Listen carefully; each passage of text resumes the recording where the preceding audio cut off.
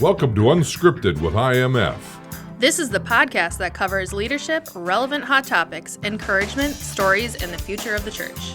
This is a space for ministry leaders to learn how to ignite change and inspire growth wherever you serve, because IMF exists to serve those who serve others.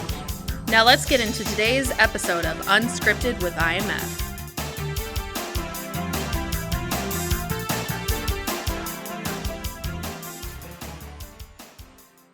Hello, IMF family. It's Pastor John here, and I am with my friend and fellow pastor, Pastor Michael Rivera. Welcome to the IMF podcast.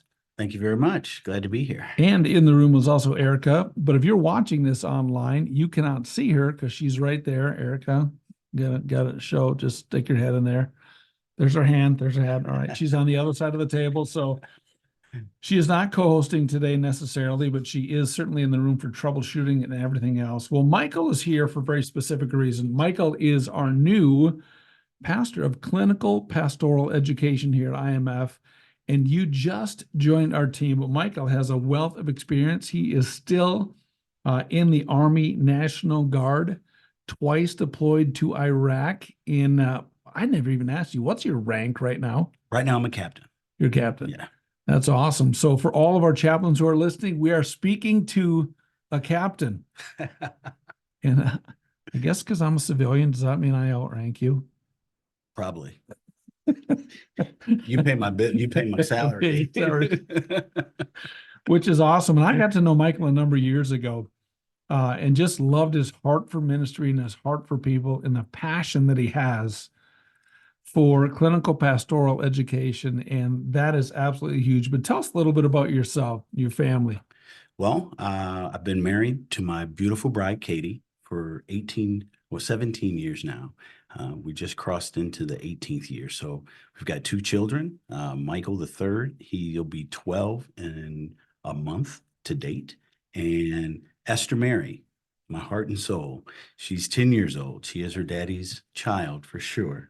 Wow. And then we've got a 14-year-old giant schnauzer, and we live out in Farmington. This is our second trip, and back to Minnesota. This is where we wanted to come and kind of stake claim to a piece of property and just kind of live the rest of life as God intended. Yeah, that's awesome. And so you're still in the Army National Guard, and you were deployed twice. What years were you deployed? Yes, I'm an old dog. Marine Corps, 93 and 94 during the first Iraqi confrontation. Yeah. Yeah. Okay, so you were in the Marines too? Yes. All right, that was I was in the Air Force. So I was there in the sandbox in 91. Oh, wow. Okay. So yeah, you're an old dog. I'm an older dog. Older dog. So yes. Yeah, it's hard to believe that it's been 30 years since my feet were on the sand. Yeah. And it's time flies. They say life is like a roll of toilet paper. The older it gets, the faster it goes. This is true. This is true. Well, we're talking about clinical pastoral education. Now, how did you ever get involved in clinical pastoral education or chaplaincy? Well, it wasn't a fluke. It was a God-ordained and God-designed thing.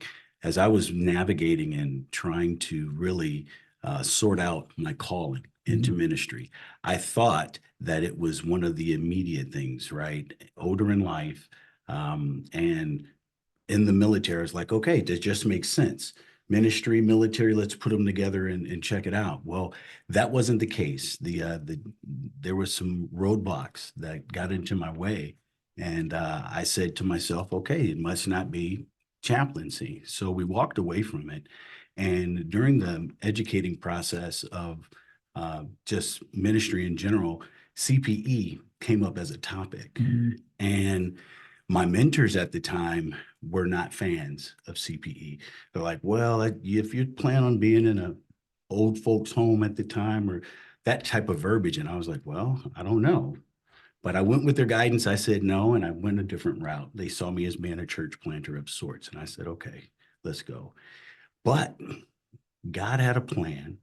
And in 2019, I was on my way home from my job at the time as a specialty branch recruiting NCO, senior NCO. And I pulled over the side of the road and I wept because I felt God urging me that the time is now. And I said, come on, man, not now. I got retirement on the horizon. Sergeant Major Rivera sounds a lot better than, officer, whatever. And I'm like, no. And the chaplain in Illinois had been coming to see me from time to time, asking me about my seminary and what I had intended on doing and so forth. So I went home and told my wife, and sure enough, we let the chaplain talk to us. And we got off the phone and she looked at me, she said, why aren't we doing this? Wow. Yeah.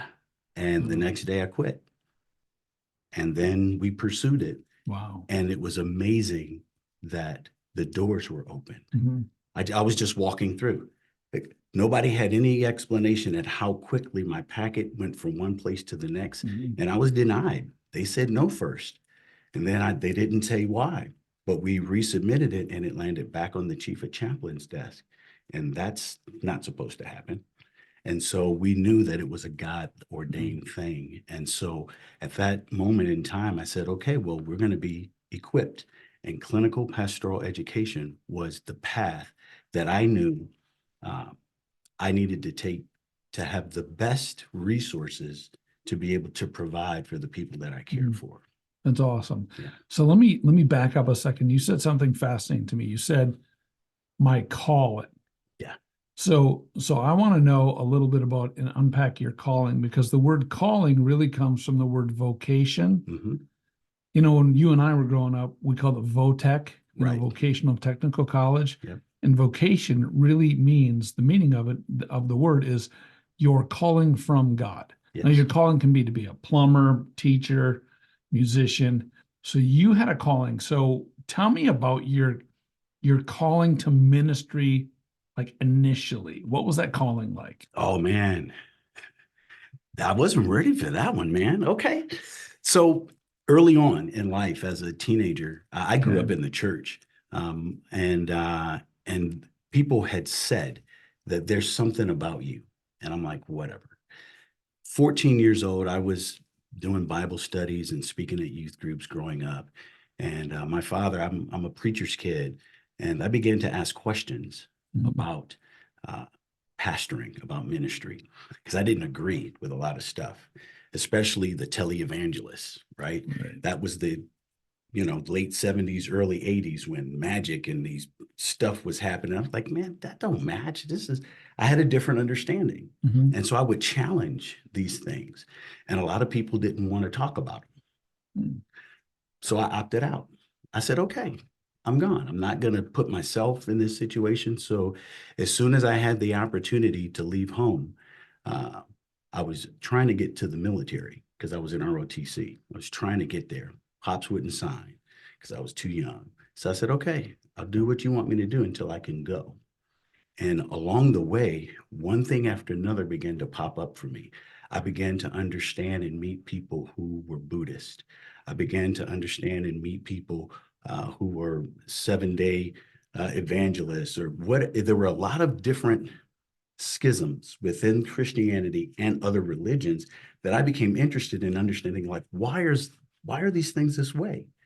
And it wasn't until being in the sandbox that I began to really dial into scripture and kind of get a relationship that I didn't have. I knew about God. Mm-hmm. I knew about Jesus. I knew about the Trinity. I knew a lot. I mean, I was Bible verses, bam, I was all good, but I didn't have a relationship. Right. And the relationship is what changed my life.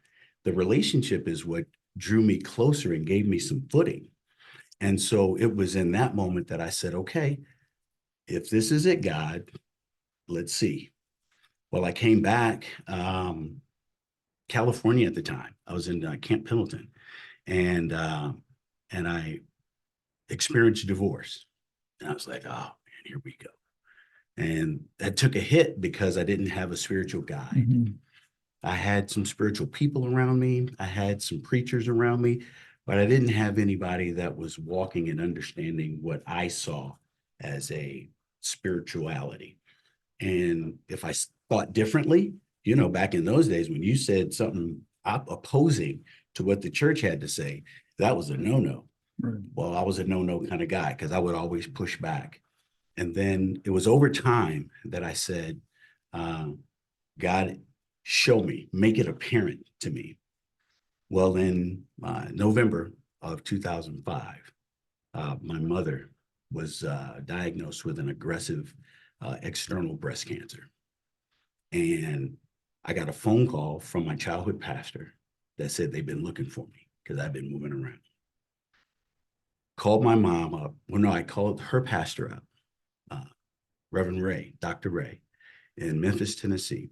And he said, your mother's dying, Michael, and she wants to talk to you. And I was like, you gotta be kidding me. So, estranged from my mother for many years, I called her up and we began to talk, and she began to open up and have some apologies and some explanations of what has happened in life. I made plans. My wife now was my girlfriend then, to go see her. She dropped everything and we went to Tennessee, and we didn't make it before my mother died. On the way back from Tennessee, back to Minnesota, I remember pulling over to the side of the road, weeping, and I just yelled, okay, God, because that was the moment that I felt that the rubber had met the road. You got my attention now. What do you want of me? Because I'm in the middle of a relationship, trying to get to know my mother again. I've got this woman that I'm liking and trying to marry, and all these things happening. And so it was in that moment that I said, all bets are off. Let me go back. The scripture talks about going back to my first love. Let me go back and meet God, because he came to get me, and let me surrender everything else to him. And it was from that day forward that education lined up, people in my life lined up. It was just one thing after another that I had no idea was happening. And to this day, I have a renewed 18-year relationship with my grandmother. Still, I talk to her twice a week. An amazing experience. So you were estranged from your mom. Yep. And is your dad still living? Yes, my dad's in Houston, Texas. Okay, can I ask what were you estranged? Like, what happened there? If you don't mind sharing a couple of details. Yeah, no. I think that's important. So they divorced when we were young. Me and my brother. I'm now the oldest boy of, I think there's 10 of us, but me and my brother, Gotcha. Mark, we went to live with my father when we were 6 and 7 years old. And we had a chance to go see our mom. And through some anger and some things, I said no. And my brother said yeah. And then it was over time that we just grew apart. And we had there wasn't any connection or any communication over the years, just years, until I got the call that she was dying and was looking for me. I asked that question because it's always good to see the human side. Yeah. And to see what God is doing in someone's life, because I believe that in life, it's really easy to be a victim. We can be a victim for everything. Yes, we can. But it takes courage and effort to say, okay, this is my story. I'm going to use it, God, for your glory. And I'm seeing you live that out every day. Yeah. And allowing to relate to other people and how you communicate and, the whole family dynamic piece and everything. So you got called. So 93, you went to the sandbox. It turns out it's almost 12 years later. Yeah. Now in 2005, you get your calling to be a chaplain. Yeah. And at that time, were you active duty military or reserve? No, I was a civilian. I was selling siding and office supplies. I was a door-to-door business-to-business sales guy. I was in charge of a region, but that's what I was doing. So why go back in the military? Well, so this is the funny story. So they found me. Minnesota recruiters found me, LinkedIn or somewhere, and they came to see me, and they had never seen anybody like me. Sales background, military background, and I'm a talker. I'm pretty good at what I do. And I said, check this out, man. If you can convince my wife, because you see, we were newlyweds. If you can convince her, I'll come back, because she didn't like my job because I was making commission. Commission didn't settle with her. She needed, this is what we're going to make, and this is when it's going to show up. I'm like, well, there's restraints with that, but I understand the benefits and all the stuff you want, and I know where to get it, because that's the only other real job that I had. So they talked with her, and it made sense to her. And so we joined, but not before I met the sergeant major of at that time. And I told him after he asked me, well, what are you going to get out of this? I was like, man, I'm coming for your job. Your job is what because I'm doing it now. So you can't be whatever. And I was a buck sergeant. Imagine that. He chewed me up one. So as soon as I put on the uniform, he went up one side of me and down the other, man. He waited till you Yeah, uniform. exactly. Yeah. Yeah, because he wanted me to join. And so we did. And I had an incredible career as a National Guard recruiter. And I'll never trade a day away from it. But that's what got me back in the military. And I knew that it was time, and it was God's timing, because it was 9 years, 364 days. The reason that's significant, because at the 10-year mark, you lose all of your benefits. Right. And I That's swore in huge. the day before I was going to lose everything. Wow. Yeah. And And that's yeah. So my wife, so that it was for the family. I right. said, if I'm going to go back, I'm going to go back and I'm going to retire and I'm going to set my family up well, because I've never known anybody mad about a military retirement. right. And so that's why I did it. Okay. And then now let me change gears. And so you're called to chaplaincy. You're the son of a preacher man. And, there's a lot of pressures and just unique things that go along with that. But why chaplaincy and why not just a traditional pastoral role? Yeah, that's awesome. That's an awesome question, John. Not regular pastorate and chaplaincy, because I was called for the people. Mhm. I wasn't called for the pulpit. Boy, I just got chills. I wasn't called for the pulpit. I have had the experience and currently advise a half a dozen to a dozen senior pastors. Mhm. I've never been one. I've been everything but the senior pastor. But when it comes to the people, I have a way that God has gifted me in communicating with people and meeting them where they are that changes the game. Because I have learned that not every pastor is a chaplain. Most chaplains can be pastors, though. And it's because a pastor has a place that they wait for people to come. A chaplain goes to where the people are and is vulnerable to their story and their journey on their terms. And not everybody is built that way. God built me that way. Mhm. And so, I also serve as a pastor. So I'm sitting here thinking, I don't think I just wait for people to come, but we'll let that slide. We'll let that That's slide. fair. And you're going to where the people are. That's awesome. So, but what is it like about chaplaincy ministry that when you wake up every day, you say, Lord, thank you for letting me do this. What is it about the people? Is it that you get to meet them in their real world work environment, or is it because you like hospital chaplaincy? There's so many facets when it Yeah. comes to chaplaincy. I mean, we have most people that think of chaplains. I mean, you think military, sure, you go out on deployments with people, but you think a chaplain like in a hospital. Yeah. You walk around, you pray with families, or you talk to them. But there's more than that. There's so much more Like- than that, John. Like, just explain the difference. Like, let me just ask this question: corporate chaplaincy. Okay. What does that mean? Corporate chaplaincy is the idea of being hired by a corporate entity and caring for the corporate personnel, whether that is conducting interviews, whether that is helping them navigate some of life's difficulty that they ask HR for some assistance, and you're able to walk alongside them in those regards. But I think there's a common thread that extends from the corporate chaplaincy all the way through every other, whether it's hospital, wherever it is. And that is people's willingness to be vulnerable with the chaplain, because they know the chaplain is going to be able to care for them in their spiritual time of struggle in that moment. And I think that's the difference. But that's from the corporate standpoint, what the corporate chaplain would do.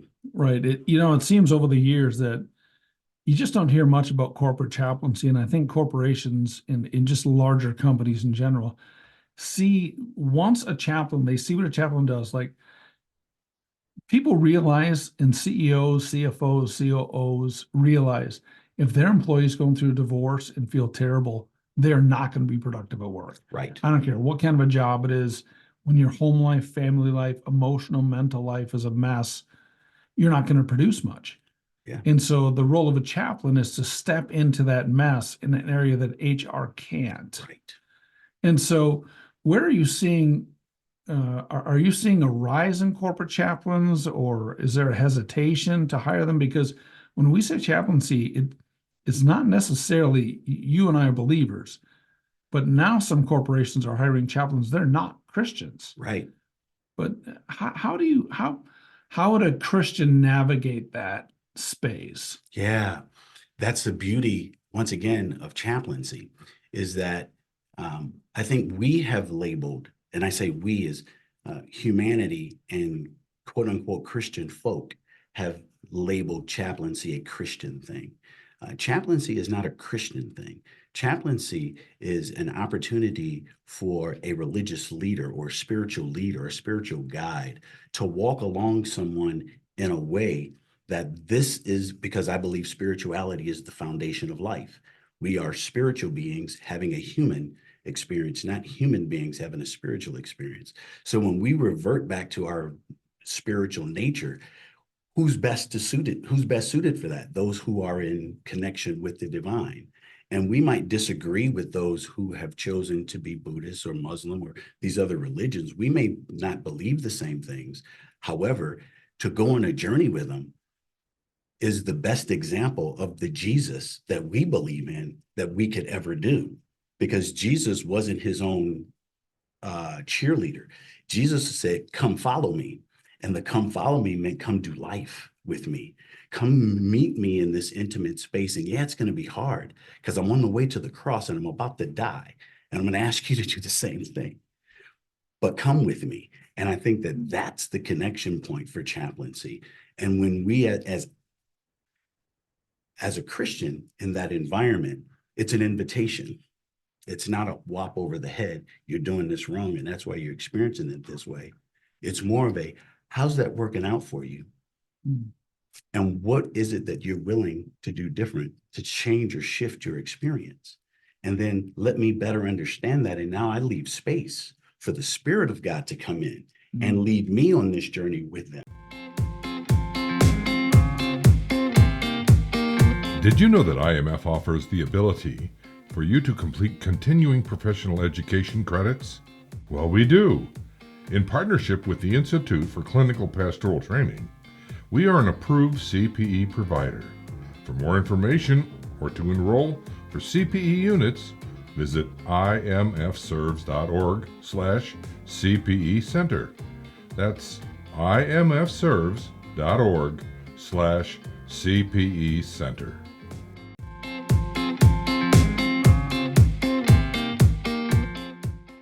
Right. It seems that the biggest argument is that, not argument, but what I hear is that, I don't think I want to be a chaplain because I can't preach Jesus to people.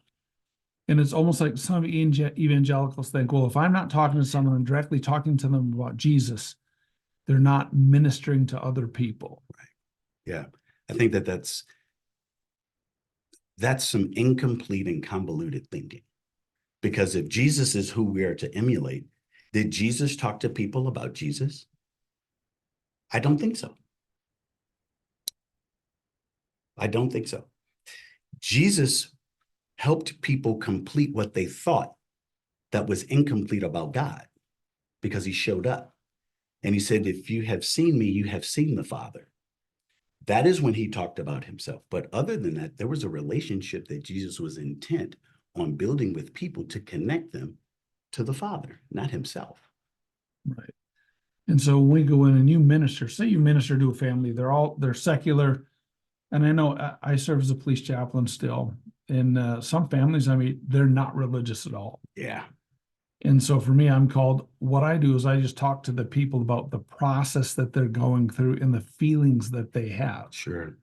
But in the back of my mind, I always know this, and you can validate or argue against it, but you don't always have to be the end link that leads someone to the foot of the cross.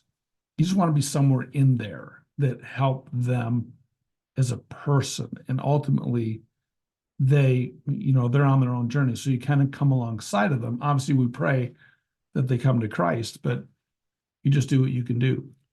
Well, that's 100% right, John. as a Jesus freak, that's me, we are called to be sowers. So if I'm sowing seed, I don't get to choose the where it lands. I don't get to know if the soil is fertile or not. I don't get to break up. I don't get to do, that's not my role. My role is to plant the seed. And if I'm planting the seed of Jesus, the Spirit will come in time and do what needs to happen to that seed if the soil, the heart, is ready to receive it. And then that's the job of the Holy Spirit. That's not my job. And so, like you, I go in and plant seeds, and we talk about the real things in life in a way that they want to talk about it, not a way that I'm guiding it. And I think that that's important. True. So for some of our listeners, maybe this is the first thought they've had about chaplains, or the first time they've actually had a chaplain, other than maybe at the hospital room passing by and having that awkward moments like, hi, I'm the chaplain. Can I do anything for you? No. Yeah. Okay, bye. It's like, okay, what do you do? But say I'm listening right now, and I'm like, chaplaincy, I want to find out more. Where do you start? Like, do you go to like chaplaincy school, or some insight? No, well, if you want to learn about chaplaincy in general, I mean, technology will get you some things collected together. But what I would do is I would want to talk to a chaplain. That's what I would want to, who's doing the job. Right. And then if there's information that someone wants to get about chaplaincy, I think that there is an incredible amount of literature that is written, because when we think about chaplaincy in the military, we go back to George Washington, not going into the fight until you go get his Methodist pastor to come pray over us before we go fight. That's where that originated for the military. And so that in and of itself, as a spiritual guide, not necessarily a pastor, but a spiritual guide to walk people through some hard times in life in a way that is going to resonate with them. So to find a chaplain, what would I do? Find a chaplain. I would Google chaplain. Okay. Or better yet, you could go to IMF. True. And you could go to the chaplain site, and you can find my number, Tony's number, Ron's number, and we are available and accessible. True. And I love the idea of just calling a local chaplain even and just asking them, what do they do? Like sometimes now we have so many opportunities for so many different careers, and you really don't know what you want to do. Like some people are called to ministry. Yeah. And you don't know what type of ministry. And there's so much when it comes to ministry, there's just tons of stuff. And not everyone's full-time. Some are part-time, half-time, volunteer. I got my start in the ministry. You don't know this, but I got my start in the ministry by volunteering at a nursing home. Wow. I could believe that though. And I used to, it was one of my assignments back in college. I came out of the military, went in, and one of my assignments in class was to go to a nursing home and preach. Wow. And I remember I worked for like 15 hours on this message. Wow. And I wasn't even a very good speaker at all. I mean, I'm just throwing out everything I got, which is very little. I've been a Christian 2.5 years. Yeah. Not even that. I was like a Christian for a year actually when I started. And I remember working for hours, and I preached like 8 people. And I liked it though. Yeah. And then I go and I work for another 15 hours, like I'm writing this message, trying to get, when you're young and preaching, you want to preach a whole Bible in one message. Yes, you do. You're going to go from as long as they'll listen. Revelation. You're going to go through the whole thing. And that was me. And, but that's how I got my start. Yeah. And it was through people who just said, yeah, come and minister. And that was my experience. And then obviously it grew out of that. But if you want to become a corporate chaplain or work in a corporate setting and we know that they could reach out to us, but just say someone's doing their own research, where would they go to start that? Yeah. So there's there's LinkedIn is a great place. That's kind of where I found a lot of corporate chaplaincies that were available. But if you actually just put Google in the search line, it will open up job expectations or job openings in a lot of variety of places, whether it's home, you got home hospice chaplaincy, you've got and there's a actual corporate chaplains organization that I think I've seen them in some of our events. You've got marketplace chaplains, you have hospital chaplains, of course. You also have police, fire. I mean, most entities that have or that deal with the human condition have a chaplain somewhere, either on call or that volunteers, one of the local pastors. True. Yeah. Yeah, that's what I still do for the police department. They Yeah. call me when there's typically when my phone rings from Hennepin County, it's not good. Right. They're not calling to say, how's your day going, John? Sure. No, it's here. I want to brief you on something and whatever else. So changing gears here a little bit again. So you are the specialist here at IMF for clinical pastoral education, and you are now a certified coach, correct? Yeah. Yes. And so what does it look like, and why is it important for someone to take some clinical pastoral education CPE courses? Sure. Well, I would say just not some courses. I would say complete the program, and it's a 4-unit program. It's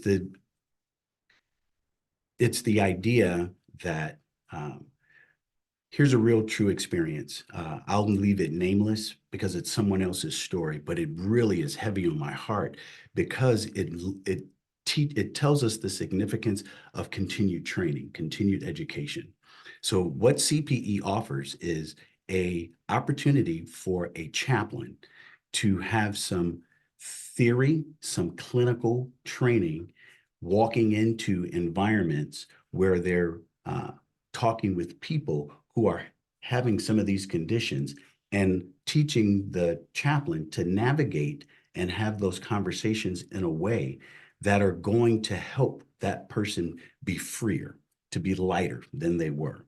I think it starts out, Unit 1, in really a self-evaluation, because a lot of times, and against popular belief, this may not be your experience as a pastor, but there are pastors that don't self-reflect very well. And what they do, yeah, I'm aware of that. and what they will do is they will push their stuff on other people. Yes. Well, CPE helps the pastor to unpack their junk, because I can't help you if I've got a whole bunch of junk going on. Yes. Because now the help that I give you might not be help. Right. I might be causing more harm. Right.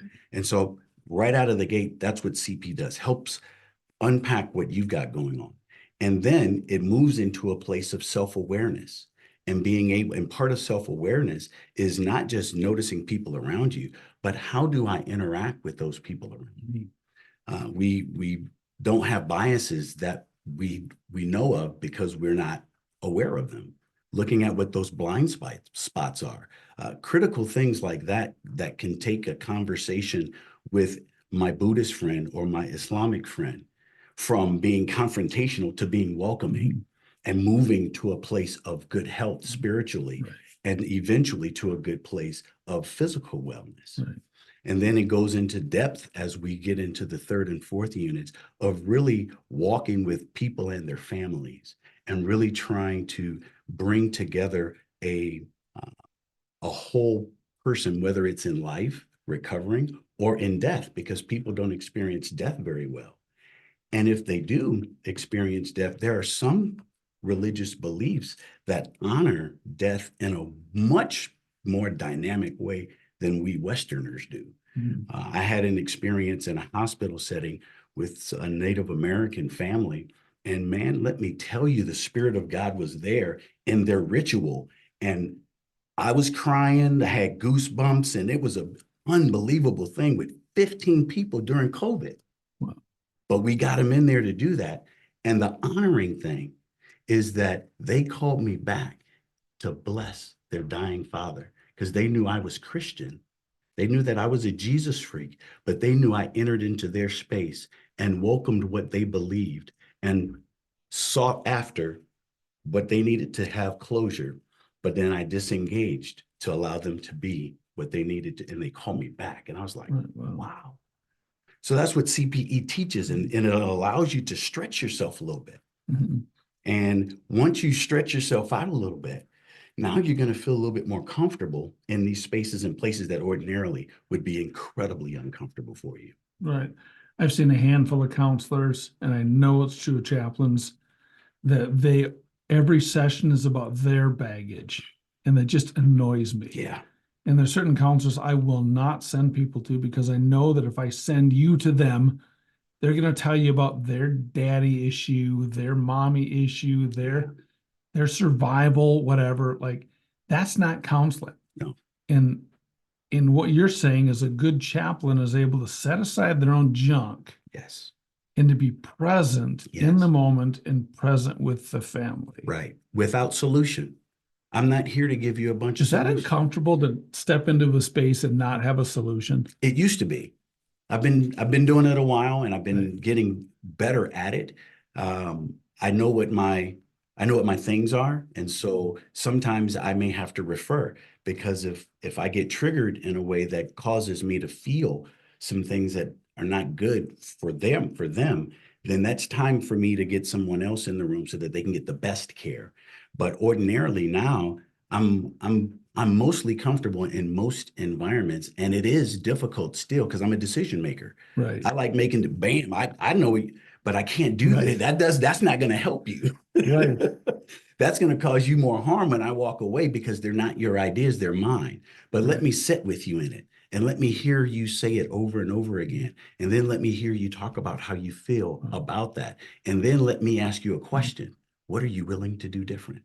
That is an awkward moment, because as pastors, you always want to give a solution. Yeah. Like, the answer is ABC, pray more, seek God, have quiet time, versus sitting there and saying, how do you feel? Mhm.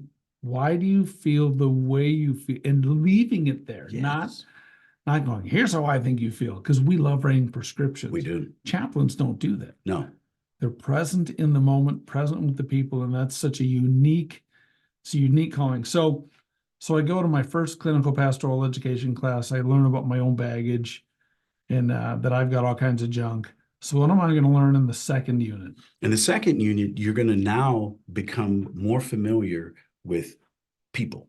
You're going to get your people skills together, understanding the awareness of how you might see people and you don't know it. My favorite is being in an environment where people say, well, I don't see color. Well, you have to see color.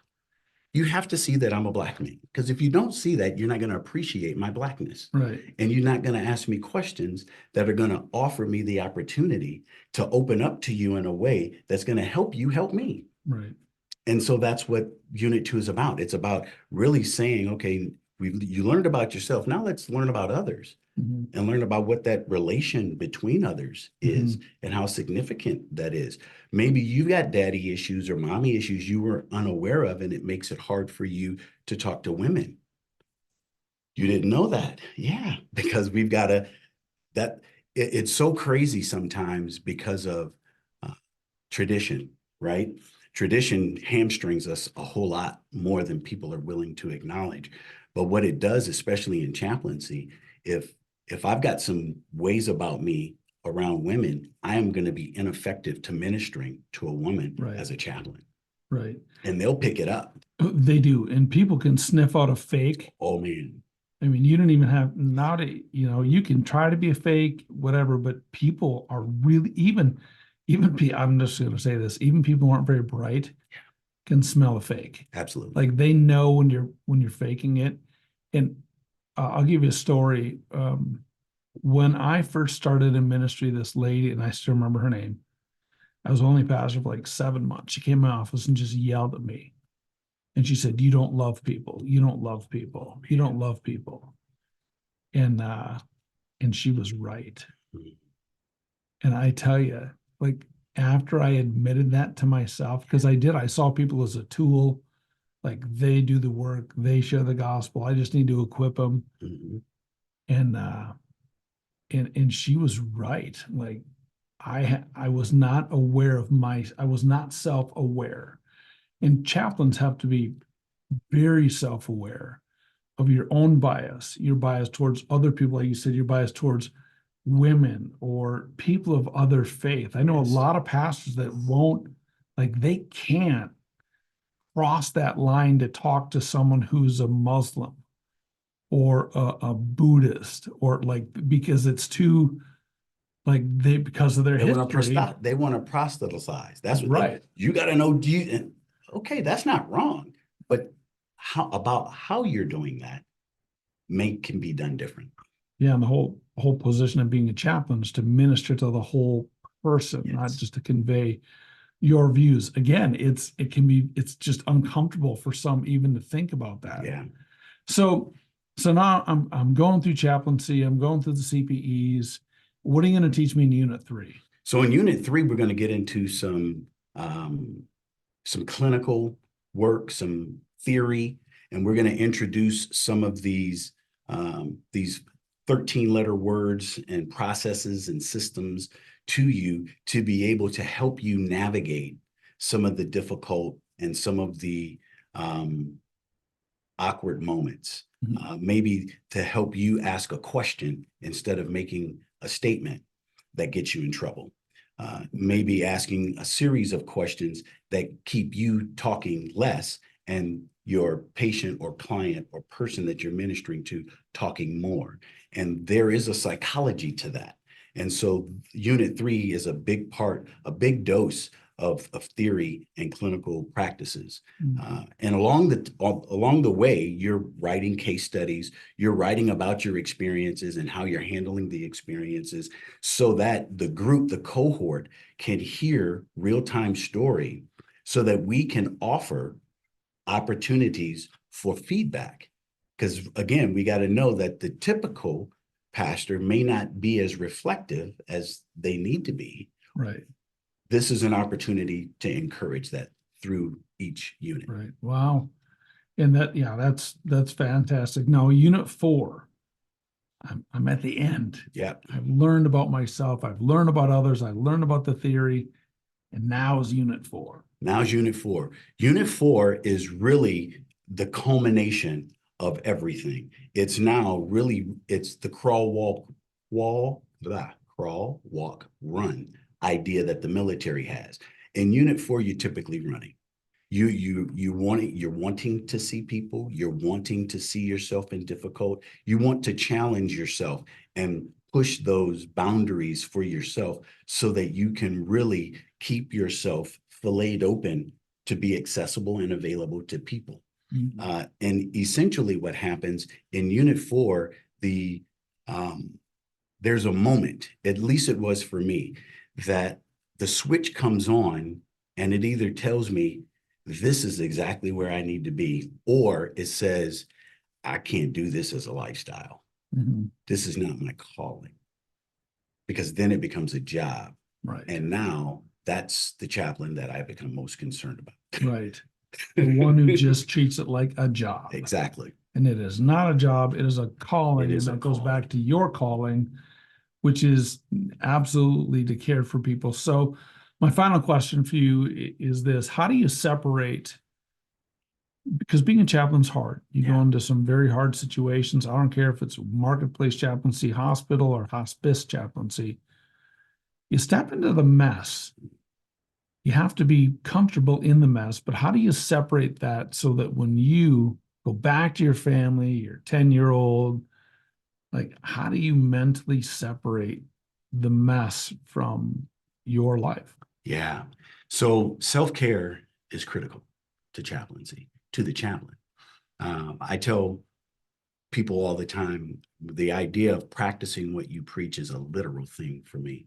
So I have my therapist on speed dial and I have 2 chaplains on speed dial because I have to care well for me in order for me to care well for others. Right. And so when I enter and exit space and place, I often give a buffer of time so that I don't carry someone else's stuff with me into the next space or place. And that's the health, the holistic health of a chaplain is critical. And being able to set down what it is your experience has been and or talk through it with someone else is paramount.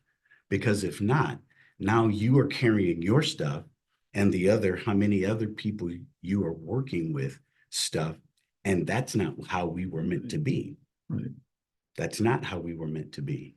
And so with that, self-care is critical. Right.